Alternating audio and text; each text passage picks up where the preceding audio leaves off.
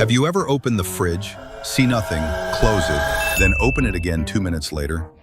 Yeah, same. This isn't hunger, it's habit and hope. Your brain is bored or looking for comfort, and the fridge feels like a magical vending machine of solutions.